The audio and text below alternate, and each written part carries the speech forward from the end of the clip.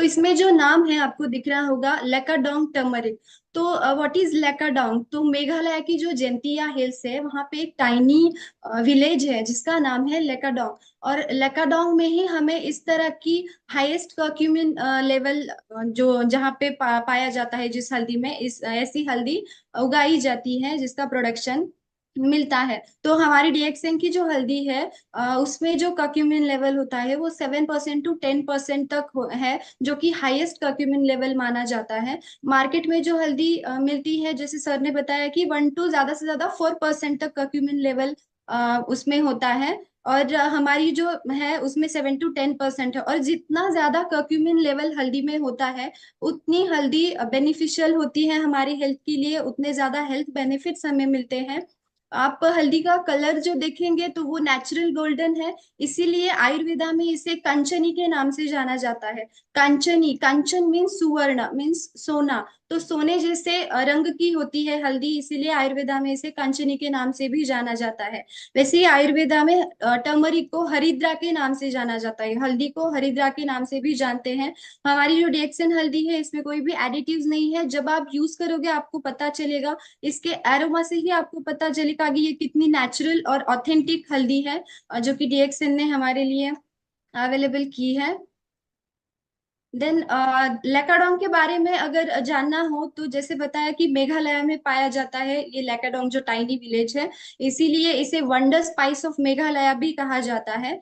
लेकाडोंग को GI status सम्मानित किया गया है। मींस इस तरह की जो हल्दी होती है तो वो हर जगह पे नहीं उगाई जा सकती। लेकाडोंग में एक ऐसी सॉइल मिलती है जो कि बहुत आइडियल है हाई कर्क्यूमिन लेवल की हल्दी उगाने के लिए। इसीलिए लैकाडोंग में ही सिर्फ हाई कर्क्यूमिन लेवल वाली हल्दी हमें मिलती है। और हमारे डीएक्सिन हल्दी का जो सोर्स है वो लैकाडोंग है, इसीलिए हल्दी हमारी जो डीएक्सिन की हल्दी है वो दूसरे हल्दी से बहुत स्पेशल और यूनिक है।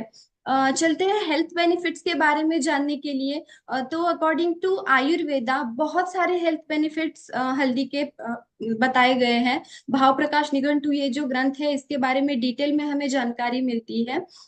तो हेल्थ बेनिफिट्स बताने से पहले हम रेगुलर लाइफ में भी अगर हम देखेंगे कहीं पे इंजरी हुई है, चोट लगी है, तो हम पहले, अगर कोई भी हमारे पास मेडिसिन नहीं है तो फर्स्ट लाइन ऑफ ट्रीटमेंट हमारी होती है कि उस पे हल्दी लगाओ। अगर कहीं पे स्किन पे कट भी होता है तो हम हल्दी लगाते हैं, first line of treatment.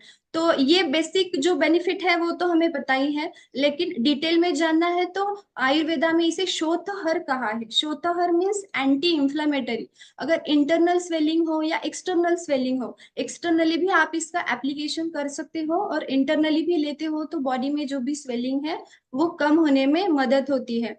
Digestive system पे भी बहुत हेल्पफुल है, दीपन का काम करती है। जिन्हें भी भूख नहीं लगती है, एनोरेक्सिया की प्रॉब्लम है या टेस्ट नहीं आती है खाने की, फीवर के बाद भी आप देखते हो बहुत सारे लोगों को खाना खाने की इच्छा नहीं होती है, अगर आप ऐसे पेशेंट में 2 to 3 पिंच ऑफ हल्दी खाली पेट मॉर्निंग में देते हो तो उनकी भूख बढ़ने में मदद होती है, एनोरेक्सिया की जो प्रॉब्लम है वो कम होने में मदद होती है। हल्दी में बहुत सारे एंटीऑक्सीडेंट पाए जाते हैं। तो एंटीऑक्सीडेंट है मीन्स फ्री रेडिकल से हमारा जो सेल डैमेज है वो होने से हमें हल्दी बचाती है, ऑक्सीडेटिव स्ट्रेस कम करने में मदद करती है। जॉइंट के हेल्थ के लिए भी सेम, हम देखते हैं कि अगर घुटनों में पेन हो या जॉइंट पे स्वेलिंग हो तो आप एक्सटर्नल एप्लीकेशन हल्दी का कर सकते हो, या इंटरनली भी आप हल्दी सिसमी तेल के साथ, तिल के तेल के साथ अगर आप लेते हो तो ये आपके बॉडी का जो वात दोष है वो कम करने में हेल्प करती है और जॉइंट की हेल्थ को और ज्यादा अच्छा बनाते हैं। तो अकॉर्डिंग टू आयुर्वेदा जो हमारे 3 दोष है, वात पित्त एंड कफ, ये तीनों दोषों को बैलेंस रखने का काम हल्दी करती है। मोस्टली कफ एंड पित्त दोषा पे बहुत अच्छे से काम करती है, इसीलिए इसे आयुर्वेदा में पित्त रेचक कहा गया है। मीन्स बॉडी में अगर ज्यादा टॉक्सिन्स या ज्यादा एसिड बना हुआ है तो वो बॉडी को डिटॉक्स करती है, बॉडी से एक्स्ट्रा का जो एसिड है वो निकालने में मदद करती है।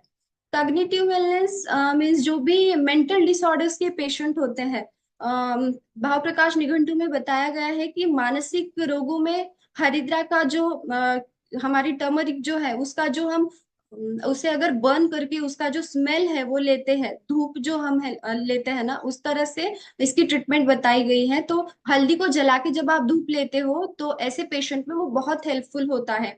ये न्यूरॉन्स का डीजेनरेशन जो है तो उसका प्रोग्रेस रोकता है। तो ये ब्रेन हेल्थ के लिए भी बहुत अच्छी बताई गई है।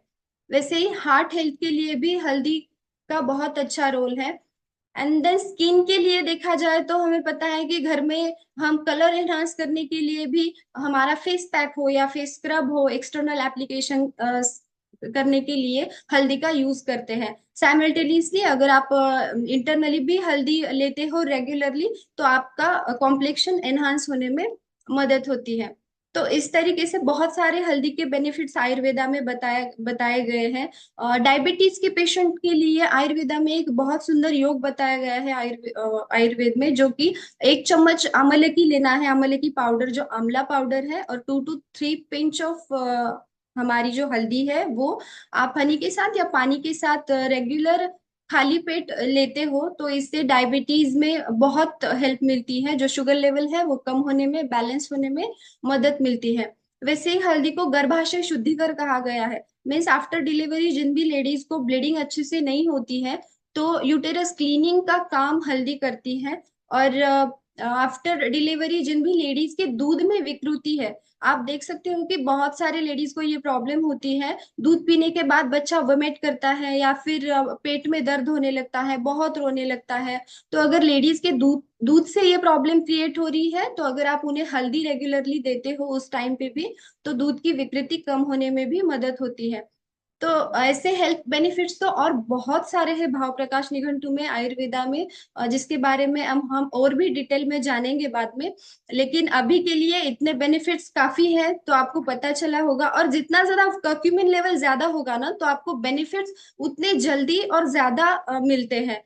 तो हमें पता है कि हल्दी हम किचन में यूज करते हैं, इसके बहुत सारे हेल्थ बेनिफिट्स आयुर्वेदा में भी बताए गए हैं।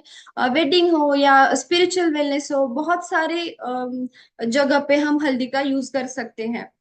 ओके, एंड ये रेफरेंसेस है। अगर आपको डिटेल में लाकाडोंग टर्मरिक के बारे में और भी जानकारी चाहिए तो आप इन रेफरेंसेस को फॉलो कर सकते हो।